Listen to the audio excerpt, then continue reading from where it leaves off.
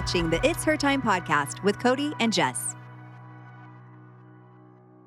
Hi, welcome back to the It's Her Time podcast. My name is Cody Sanders, and I'm a holistic health practitioner and functional nutritionist. And I am a woman who is about to enter menopause. So I've been going through perimenopause for a few years now, and it's been a big learning curve for me. I've had to rethink everything when it comes to my nutrition, the way I move my body, the way that I progress my exercise, and all of that. And that's what I want to dive into today. We have a special guest named Barb Hawken, who is an expert in all of this. She's 56 years old, and she is showing us that we can look our absolute best and feel like our sexiest selves as we go into menopause and beyond. But before we go into this part of the episode, let's join Jess for a Mixhers Girls Say. Today at our Mixhers Girls Say, we actually get to go through our Mixhers community bucket list items. So fun. Yes, I love reading through all of the adventurous things that women want to do by themselves, with their family, with their friends, and so on. But Cody, do you have a bucket list item? I have a long bucket list. Probably the one that I'm hoping to check off my list the soonest is I really want to see the Northern Lights. I want to go to Iceland or Finland or something like that, maybe next winter.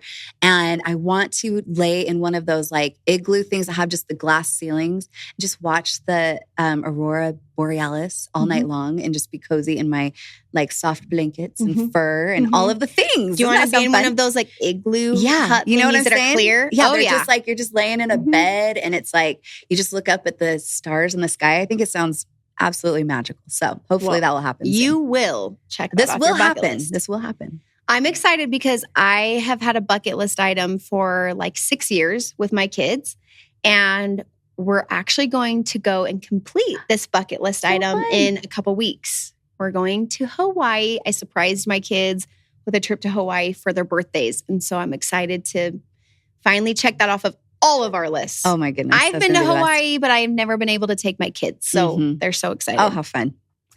Okay. This is fun because 2 women wrote back to back, go to Paris, and then another woman wrote, go to the Eiffel Tower. So I feel like a lot of women want to go and experience the magic of Paris. Yes. And it's so fun because I just wanted a couple weeks ago, a couple months ago, I should say, we did a Paris giveaway. And I'm thinking it's our third year in a row. It's our third year in a row. I've never actually been to Paris. But it looks also just so amazing. But she should probably be going soon. When's her trip? Do we know? I don't actually know what date she ended up choosing. We'll have to find out. But her and her husband and her baby are going to Paris. So fun. Yeah. And it's always funny because Cody and I always call these winners every single year. So excited to tell them that they've won a trip to Paris on Mixhers and no one ever answers the first call, but makes it funny.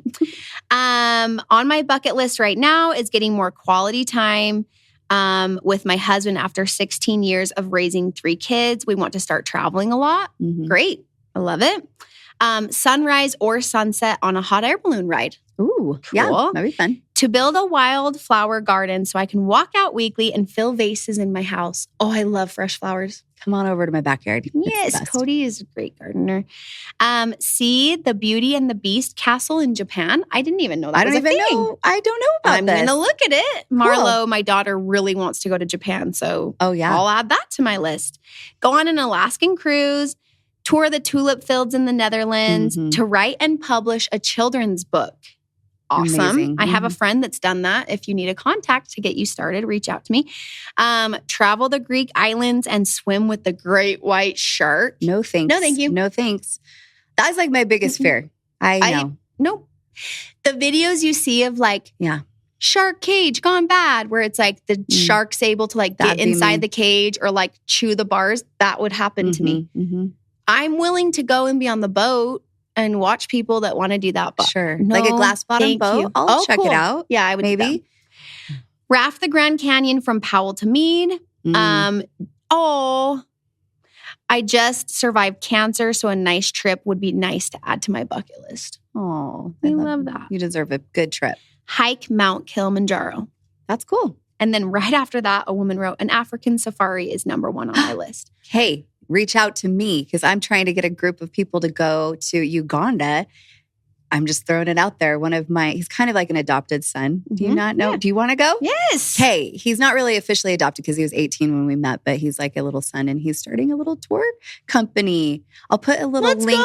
I'll put a link in this episode's show notes so that you can check it out because you'd love to support him, first of all. And it's amazing. He takes people to go see all the gorillas. And I mean, it's going on safari and I love it. Incredible. I'm in. Yeah.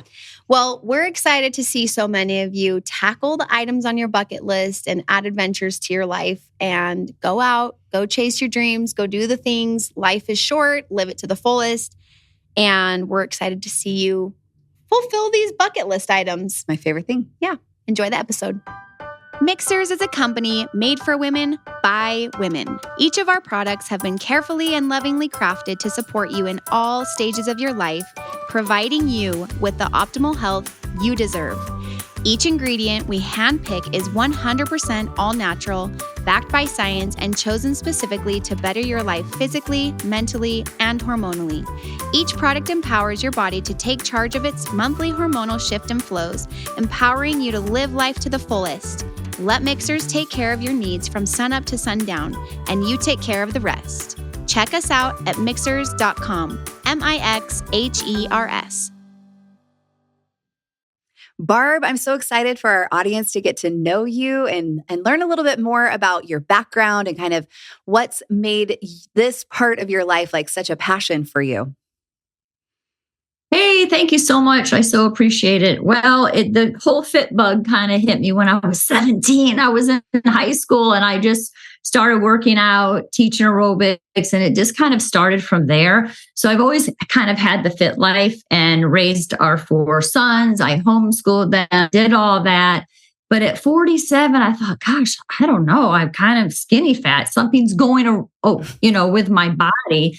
And so I decided to kind of get back in shape because I homeschooled my kids and I really wasn't working out. And then I looked around and I realized that as I got closer to menopause, there really wasn't a lot of resources. No one was talking about it at the time. This was almost 10 years ago. We just didn't talk about it. No one talked about perimenopause. I didn't even know what that was. So, I've always been into fitness and nutrition. So I decided to start my online, coaching specifically for this age group. I call it midlife now because initially it was really just menopause, but then now the perimenopause. So there's a lot of women struggling like I did at 43, 44. It's like, what's going on with this belly? I do Pilates, you just don't understand. So that's how it kind of started. Yeah, I know. I'm so glad that you have experienced it. You're a little bit ahead of the game of where I'm at, but I am absolutely with you. I know. I feel like once I hit 40, even though I was a fitness trainer and I was, eating what I thought was the right way and doing all the things the way that we thought we were supposed to do it, all of a sudden I'm like, what is this like fluff that is happening on my middle? Like I had never had that before. And it was just, mind-boggling to me. Obviously, it's helped lead me to find the answers to all of that and the solutions as well. So that's what I'm excited to get into today because I know there's so many women that they relate and they have been frustrated and they feel like they've been doing everything they possibly can.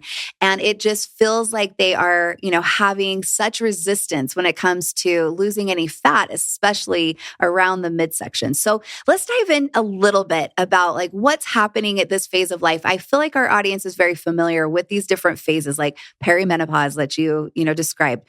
If you're not women, this is something that women are entering into, like even the young age of 35. It's happening a lot earlier than it used to. And it's something that is it's actually a stage before we go into menopause. And I feel like perimenopause, I'll back up. I feel like menopause gets all of the bad rap, but really it's perimenopause that is sometimes the tricky stage. And so there's so many things we can do to set ourselves up for success. So let's just talk about like what is going on during this phase of our life and why is that like midsection just growing without, our consent? It is. So the estrogen is really changing. It depends on individual, women. But when your estrogen drops, then all your major hormones technically are not balanced. And so your body redistributes fat throughout your body, mainly putting it on your lower belly, kind of the arms, back fat. And also you lose muscle on your upper butt and legs quicker than you ever did. It's all related to hormones. And so even though you might go on HRT, okay, hormone replacement, which is a little bit later or advanced or whatever, you still need to lift, exercise. A lot of women think, oh, I just go on hormones and everything's going to be hunky-dory, and their body still changes, not for the good. So really it's the weight training, not cardio, that's really going to be the key, especially as you get closer to menopause, like mid-40s, 50s. I would really slow down on the HIIT training. It just exhausts you and doesn't really change your body for the good. And so many women are caught up in that because it's really popular. It has been for the last 9 years, but it's really the lifting of the heavier weight that's going to change your body. Yes. So it's so true. And I mean, even better, you'll be even more set up for success if you start the strength training even younger. But if you haven't, and if you were like me, where I was an endurance athlete, I did triathlon and I was running and biking and swimming, and just, I had that mindset of like, go big or go home, as far as like just exhausting myself when it came to exercise. And like you, that's what I started learning, was that was actually now counterproductive for what my goals were. It was kind of almost like my body was like, this is working now against us. And so I had to really make a shift in the way that I approached exercise and make it so that strength training was the primary focus. And so as well as, cardio was important, but I definitely took it down a lot of notches. So I'm a walker now. I love my walks every day and all of that. But yeah, you're exactly right. It has everything to do with hormones. It's not the calorie equation anymore, like maybe we thought it was when we were younger. It's more like, how do we work with our hormones? Yeah. Yeah. And so a lot of women, what I found as I've done this is they don't really have the support of doctors. So I'm kind of a little bit more aggressive because the doctors work for us, right? It's not the other way around. So I'm a real big advocate for my clients to go find a different doctor. Start with your GYN, because they're going to take all the complete and blood panel and the complete hormone panel. Those are the two tests, and those are the names that you need, you deserve. As a baseline, kind of like they say, oh, go get a mammogram when you're 39, maybe, because then if something happens when you're 41, we know what you were before 40, because 40 is usually the age. But then I say, okay, and I learned this from my doctor. He's the one that sat me down when I went into menopause for a hormone talk, 45 minutes in his office. I thought everybody got that. And now I know that is not the case at all. And a lot of women all over the world are in the dark. They don't know what to do. They don't understand HRT. Or even what kind of foods to eat and what kind of foods to avoid and that sort of thing. So I always say, check with your doctor first. Hopefully he or she is on board. If not, find another, a functional doctor, integrative. Those are all about your lifestyle. Your doctor should always sit you down and say, how is your sex life? Should be one of the first questions, because that is the first thing almost that's still important, should be, right? Especially if you're a married gal like me, that is going to go downhill. And then I would just sit there and laugh. That's so funny. There is no sex drive, right? And so with HRT and very individual, that can get revved up. And I know most women aren't even thinking about that because they're hot and they're sweaty at night and they're waking up and they have, they're complacent. They have no motivation. I went through all of that silently. Just thought to myself, this is definitely menopause. I'm not going to say a peep. I'm not going to tell any of my kids. I'm not going to, because I know I will get through it. And I did, but it's like, whew, I'm kind of strong like that. But a lot of women, they're really beside themselves. So they're not thinking about being sexy at all. They just want to get through the night without, being all sweaty. Yeah. When you're uncomfortable. Yeah. When you're uncomfortable, like the last thing you want to think about is sex. Yeah. And so, but that's so key. And I love that you brought that up, because these are some of the first symptoms that we start to recognize when we're starting to go into the later stages of perimenopause and into menopause. And so, yeah, estrogen starts to tank. Progesterone was our first sex hormone that starts the whole process. It starts to lower first, and then estrogen follows quickly after that. So I think that this is awesome. And I know our audience, we talk about all of this so much, but today I want to get into like the nitty gritty. Like, let's give them some really good takeaways of the things that they can actually put into action, because it's important for us to understand our bodies. But I feel like, yeah, we can learn a lot about our bodies, but then now what? Now what do we do? So yeah, can we kind of get a little glimpse of what you recommend for a lot of your clients that you work with? Yeah. So it really depends on their lifestyle, their goals, right? And so you take a client where they are, and maybe they're not wanting, you have to kind of fix what they can. Just like I'm a macro coach, I'm not going to have you input all your macros into my fitness pal. It's so confusing if you don't even really understand anything about macros. So we always count protein. Protein is so important. That's our number one thing. You're going to count that within your caloric limit. If you have been eating in a calorie deficit, I need you eating a lot more because I need your metabolism revved up. Yes. Most women don't eat enough. 1,200 calories. Like you're starving yourself. No wonder you're skinny fat. You're lifting. You're going, to the gym all the time. But I was like that, spinning my wheels round and round. I eat at least maintenance, if not a surplus, year round. And that's how I build my body. But I feel good too. I can sleep at night, right? All these are really important. But if you are good with that and it's just really hormones, then talk to your doctor and get on board, really educate yourself. Because it took me 3 years to figure out, okay, what is this? Is this scary? Am I going to get cancer? Turns out, when we go into menopause, it's diabetes, osteoporosis, heart disease. Those are all raised when our estrogen is tanked. Dementia. I already have the Alzheimer's gene. I have one gene. So it's so individual. It depends on the quality of life that you want to have, because I'm really pro hormone therapy because of the quality of life. Initially, I thought, well, okay, I can handle night sweats and all that. I wasn't even thinking about sex, right? And so, but then when my hormones really got balanced and there's testosterone creams and that sort of thing, and then it kind of revved things up. And even my GYN said, I'm glad that you're on some testosterone, Barb, because now we know you have the dementia gene, you are in menopause, and this will help your brain. Testosterone is so important for the brain. And we need to get over that. Oh, I don't want to look like a man. I mean, you're taking such a small amount, and it really does. Like the progesterone is the first thing, because that'll wipe out any dryness. And then, so piano is what we say. It takes about a year, it did for me, to get everything balanced. And you're talking to your doctor about what you want. That's the whole thing. And don't be embarrassed that you want to have a sex life. A lot of women our age, we get a bad rap, especially if you're a grandma already or something.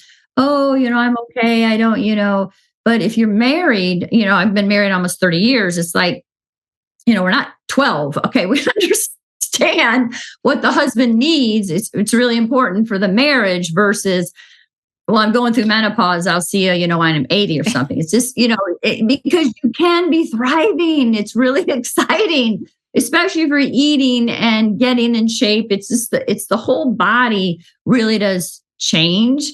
But again, that conversation with the doctor, and I cannot stress enough, if your doctor is old fuddy-duddy, I've had clients, they say, oh, there's nothing wrong with you. You're fine. It's normal for you to not have a sex drive. It's normal for you to gain weight. And they're like, Barb, I go, it's, you don't have to gain weight if you don't want to. It's your body. There's shifts. I've had to do it. I gained weight last summer. Of course I did. 6 pounds after my powerlifting meet. We went to Europe. I was eating and drinking. I can't say, oh, duh, why did I gain weight? I mean, I really have to be hard on myself. However, I couldn't lose it doing everything else I did before.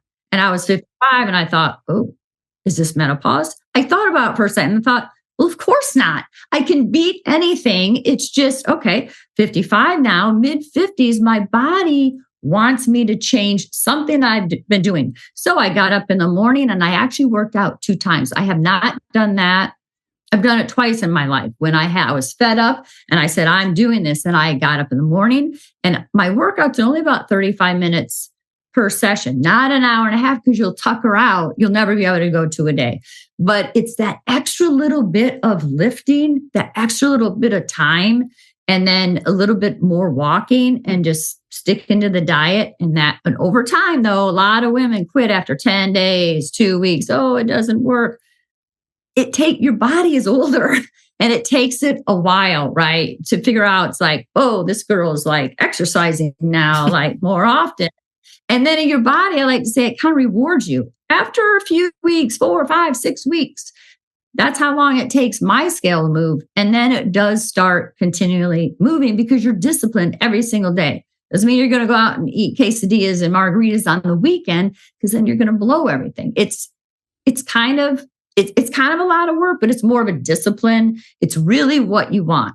I mean, it comes down to right? Mm-hmm. Yeah, it is. It's truly about consistency.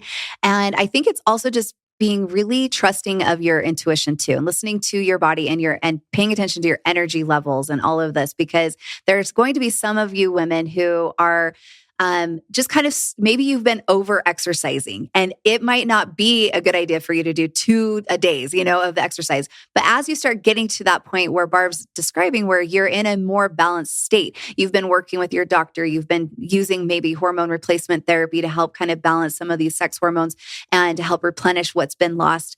Then yeah, it's good. You want to do it. But I think I love what you just said. And I just really want to emphasize this, because I think maybe I'm just only speaking from my own experience, because I feel like I grew up, and the profession that I was in for so long made me a little obsessive with exercise. I'll be totally honest with that. Yeah. And so it's really easy for me to hear 2 a day. Okay, I got to do 2 a day, but I am loving what you're saying. You're not 2 times a day going in for 2 hours at a time and just totally wrecking yourself.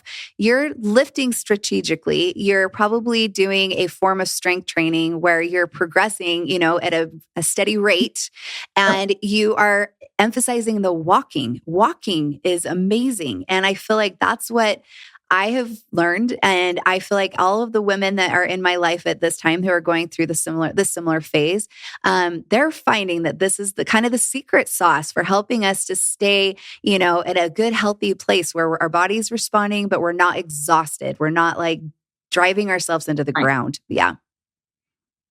So I typically only work out 4 days a week, whether I'm doing 2 a day. Okay, 4 days, 5 days right now, because it's my off season.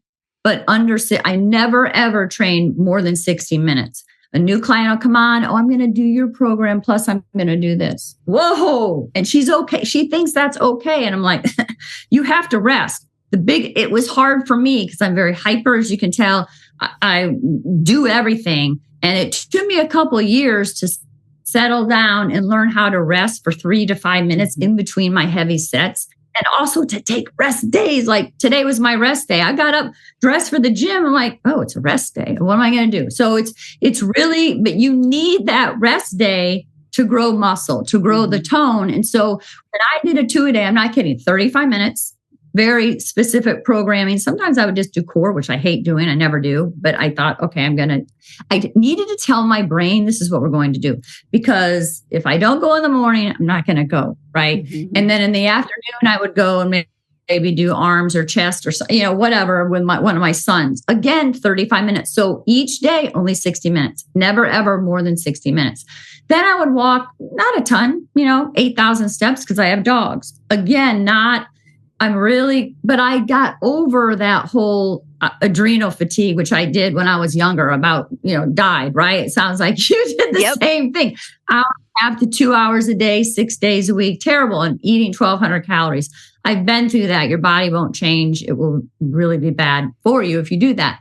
I consume a lot of food, obviously, and a lot of protein now because I've been on carnivore since August.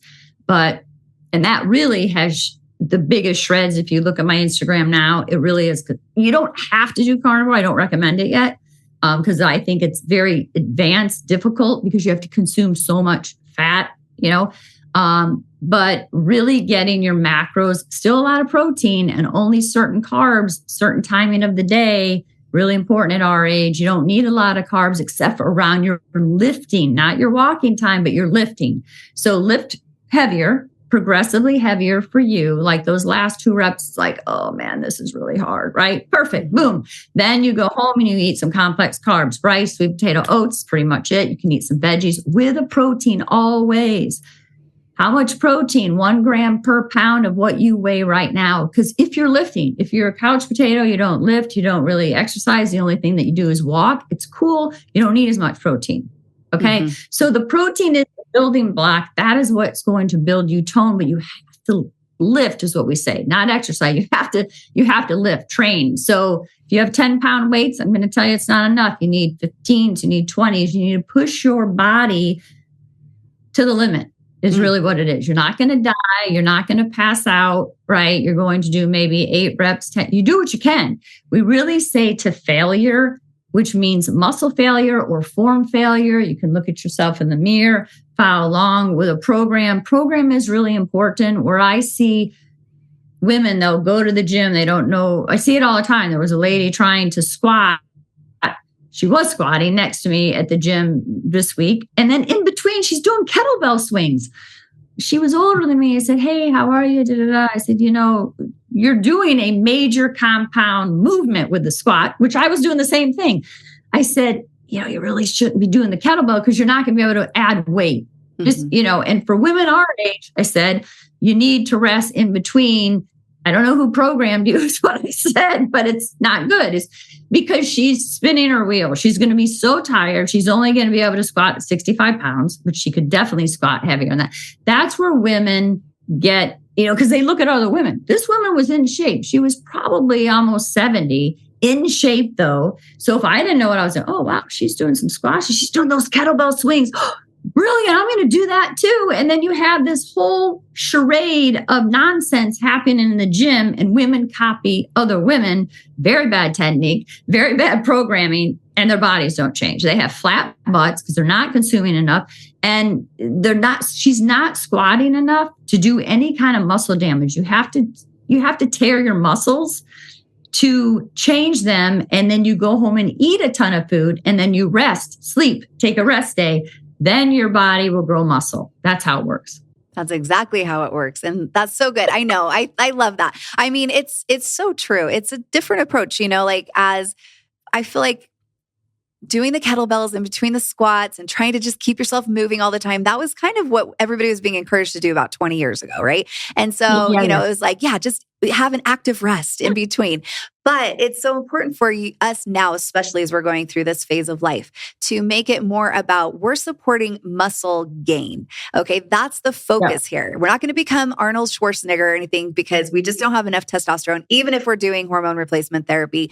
But what we're trying to do, like you're saying, Barb, is to lift heavy enough that not with 15 to 20 reps, but maybe more around that 8 to 10 rep range. That's when we're feeling that exhaustion and we're feeling a breakdown happening. And so I think I'm loving that you're sharing kind of the details, because that's what I was meaning when I was like, I want to get into the nitty gritty here, because I know it's not going to be the same for every single person that's listening today, but this is really good guidance. And it might be a mindset shift for some of you as well. Maybe you're going to look at the things that have been your routine and recognize that, okay, I get it. I'm hearing what Barb's saying and I am relating because I am just spinning my wheels. I'm showing up, but I'm also not seeing any progress happening. Yeah. And you kind of chalk it up to like, well, I'm in my 50s. And so maybe I just won't ever see progress happening. So I'm just going to keep going or whatever. But no, you actually can. And if you go look at Barb's Instagram, it's very inspiring. And Barb, you're 56. Is that what you said? How old are you? Yeah, 56. And you started lifting really heavy around the age of 47, right? Is that? So I've lifted since I was 17. Okay. I started when I was 17, have always lifted. I started powerlifting when I was 51, but changed my skinny fat body. I've always weighed the same my whole life, except for when I was 20. And then I vowed I would never let myself be undisciplined with food again. Because for about 8 months, I was kind of hefty for me.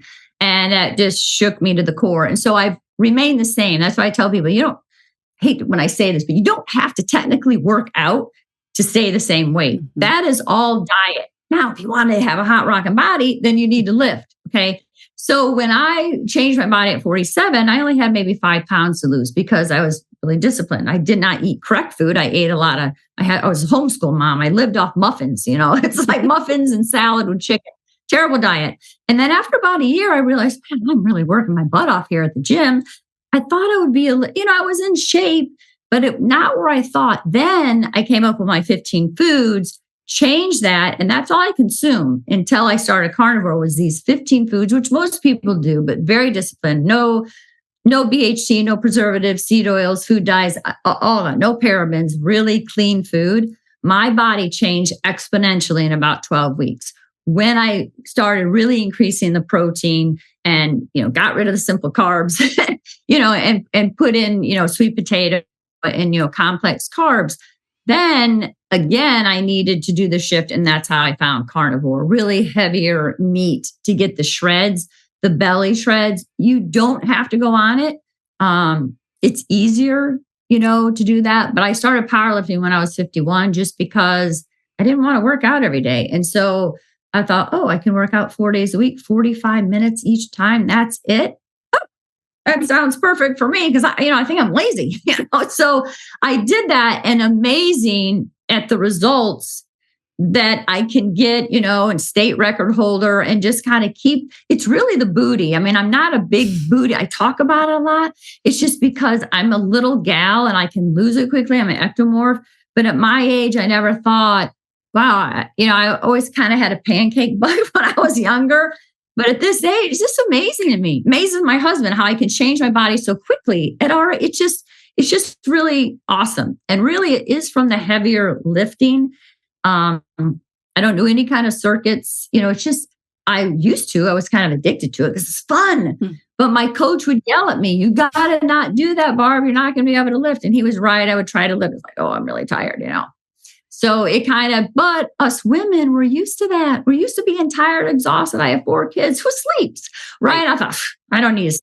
So now I prioritize sleep. Have to sleep, have to, drink a lot of water, have to rest. Rest is different than sleep. You have to actually just chill out and rest, which is very difficult for all of us, really busy mamas. We're not used to that. So again, like you say, it's a mindset shift. But as you get into shape too, then your mind changes. Then you might feel, I feel kind of good. And maybe I do feel a little sexy. And I think that's okay. Because a lot of women our age don't feel that it's okay. Society is kind of, I'm not sure, because especially if you're a grandma like my sister, I'm a grandma, okay. Yeah. It just depends. Yeah, but why not? I do agree. It's the norm. It's kind of just the normal mindset that as we start going into menopause and beyond, we become the grandmas that, we get a little fluffy, a little chunky. We got those nice little love handles and, the squishy bellies and all of that. But why? We don't need to. We can seriously be entering into a phase of life where we are at our sexiest, stage. And I feel like maybe some people that are listening could be listening to you and maybe feeling, and I'm not meaning this as a diss, I'm just saying they may think this sounds like it's harder, but what I'm listening to and hearing is that you are actually simplifying this. And that's truly the key here, is that it's more discipline maybe, but it's actually the discipline is helping you to be able to get a lot more bang for your buck. Do a lot less to receive more. And so I love that. So I feel like, yes, you're right. At this stage of life, it's like one of the busiest times I've ever had in my life. And I don't know that it will ever change. I think that's just always going to be the key. So making sure that we're focusing on these key principles, like you're talking about the protein intake. That's what I do too. I always focus on the protein grams. I also try to make sure I'm getting in enough fiber. And so I'm sure that's a part of things with you, but I mostly get a lot of my fiber comes from a lot of vegetables and a lot of, not a lot of fruit, but mostly vegetables and some fruit. And that sounds like kind of what you're on too. And I have been finding that that's how I have been feeling best. I am curious about when you're talking about the 15 foods, you're mostly meaning that most of us have we eat the same foods kind of daily, right? But you got specific that there's 15 that you rotate in your diet. Do you mind sharing just a little bit more about that?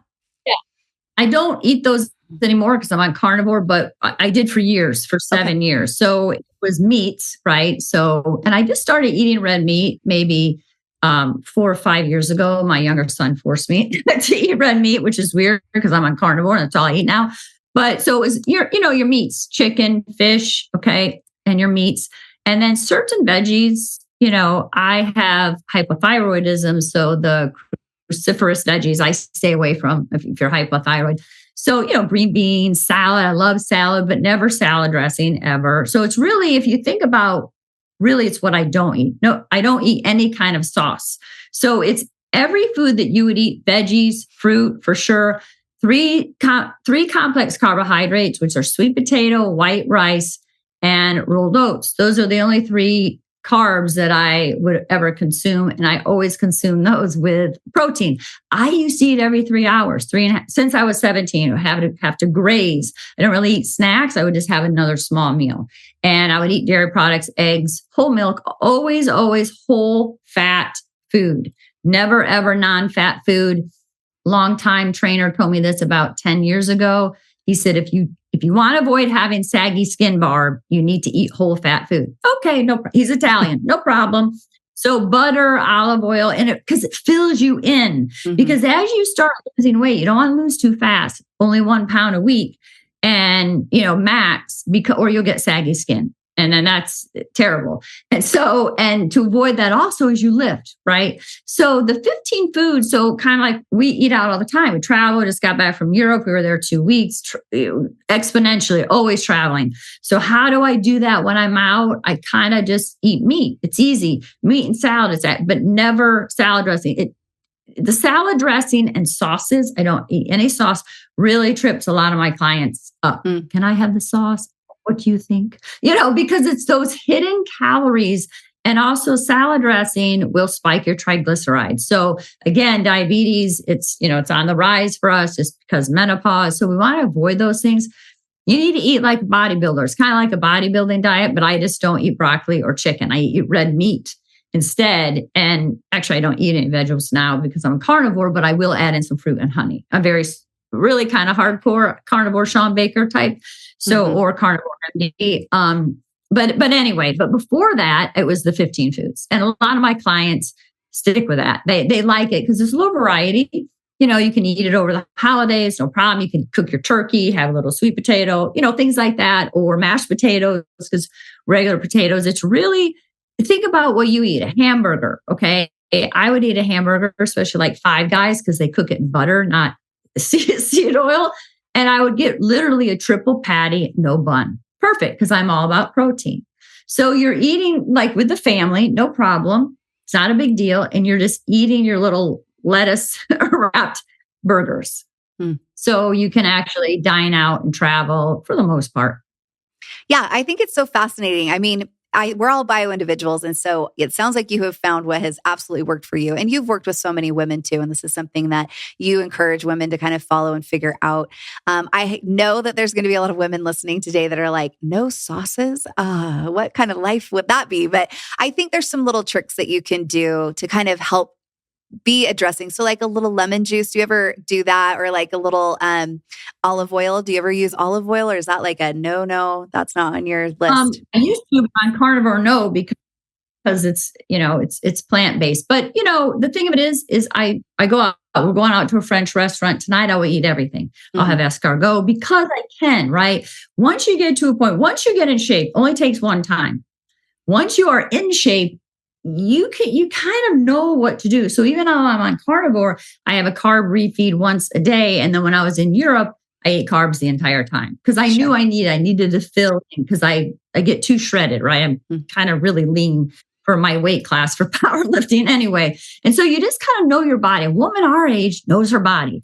But again, I don't recommend Carnivore because it's difficult. You have to eat like 70% fats. Most women our age, they're like, wow, I just can't even, initially I can't eat more fat. I can't, we're just not used to that. That is the key because you have to get your energy. Energy comes from either carbs or fats. On Carnivore, you're not consuming any carbs at all. So it means no sugar. That's why the waist goes down so much. There's no inflammation, which is, I was only 112 pounds before as a power lifter, but the difference when I started Carnivore, I gained a few pounds and I was 116, but my waist was a lot smaller because I was like, how could I be inflamed at 112? I don't eat anything that's really inflammatory except for my oats, which kind of are. And so it was just, Carnivore is very, very interesting because you can definitely, after a while, you got to be on it about 3-4 months, definitely start getting shreds. I went on it for health reasons because of one of my sons. We thought it would help him, not because shreds. I had no idea. And I was like, wow, my body's kind of changing. I was really amazed. I'm still amazed.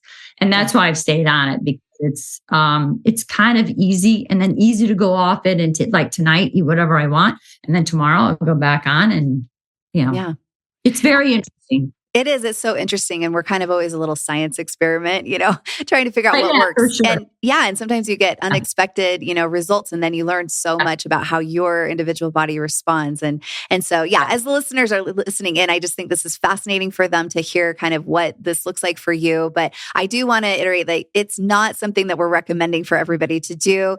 And even what you're saying with the 15 foods, this is something if you have the goal to really get yourself into that shape and have that like those abs maybe showing, really shred down that belly fat that maybe has been just kind of in the way a little too long.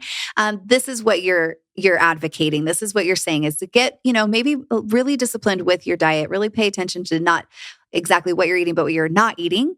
And then once you get to that point, then you will become so in tune with what actually works with your body. And you will know what works, for you and what your goals are. Because obviously, the goal here is not to feel like you're going to have to live a life that is just super, so structured that you're thinking about every bite that goes into your mouth. Like I would never recommend that for people anymore. I've been there.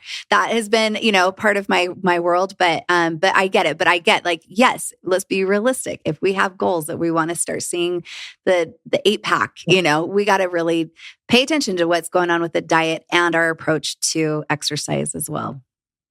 Yeah. Now, I rarely have a 6-pack. It's never my goal as a power lifter. I always have a little bit of fat. But the 15 foods are low FODMAP because I have a son with Crohn's disease. So we learn for our family what we should, and those are all anti-inflammatory. I do recommend an anti-inflammatory diet for most women because that's the bloat, right? Yeah. So that's why broccoli is a big no-go. And certain food, you'll know if you can tolerate milk or if you can't, that sort of thing. And so it's so, like you were saying, individual for everyone. But I definitely don't recommend a 6-pack. I mean, I would, even now, I only weigh 108 and I don't have, I would really have to get so lean. Mm-hmm. It's like, oh, you're so skinny, because it's genetics. It's just not worth it. It's like, I hate doing direct core. I'm not going to do it. It's just, but I get it. When we have that belly, it's so annoying. You just feel like, oh, you just squeeze at that lower belly, right? It's so annoying. It's like, man, I'm just doing so much. But that's just a calorie deficit. Either through your food or, through exercise, really a combination calorie deficit. But if you've been in a calorie deficit for a long time, then you can't continue going down even lower. You actually need to add more, like a reverse diet and get up to maintenance because you need to have a healthy metabolism. If you've been in a calorie deficit for a long time, I guarantee your metabolism is probably not very healthy. It's crying out. So that's why I literally eat in a surplus year round. And so as you can tell, my metabolism is quite high. And, it's easy to change your body. Very difficult, though, to impart that on women our age. Because I was there. I didn't want to eat. I was scared, right? We're scared to eat. I did a post about that today. It's like, yeah, you really have to eat. Not just 2 days. You have to kind of continually eat and lift heavier. You're not going to get fat because you don't get fat overnight, right? Especially if you're, you might get a little all over thin layer, but if you're eating, you're also meaning you're gaining some muscle and you're healthy. And once you go to lose the fat, so easy within like 6, 7. That's how it works. That's the body composition. Yes, I will absolutely, agree with you right there. I feel like if most women that I've worked with, they are under eating and they are very scared to start, to add more, calories. That's what they seem to be focused on. But if you can do it like what Barb just mentioned in a reverse dieting kind of format, where we're just adding a little more at a little at a time, your body, and especially if you're lifting, your body will adapt and you will start feeling so much better, girls. I'm telling you, you have been functioning on too little energy and not enough nutrients. And remember, the number one root cause of hormone imbalance is nutrient deficiency. So I like to make it so the focus is I'm going to be adding more nourishment. Everything that's going into my body is actually nourishing me and giving me what it needs, the building blocks in order to support my body naturally to function optimally. And that's exactly what Barb is explaining too. She's getting really into the nitty-gritty. This is what I've asked her to do. And I love that because I know a lot of you guys are going to be sending in some questions about, well, like what? What does this look like? How do I do this? I would highly recommend if you are that girl that's really wanting to get into the nitty-gritty even more, I would seek out a qualified coach who knows exactly how to guide you along, because that's what's wonderful now is that we can access these amazing coaches online and get the programming done for us and the guidance when it comes to our nutrition from somebody who's been trained and they know what they're doing. They've done this, on their own, or they've helped hundreds of clients.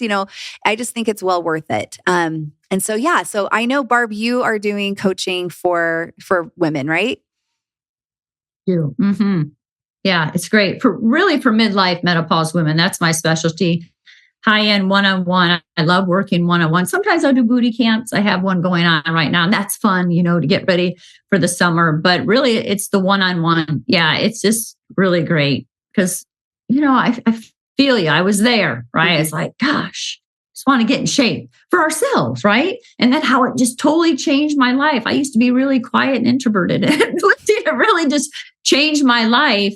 I don't know. It's just so weird as we grow. And I love being in the 50s. It's just really fantastic. I think it's just a great, great time.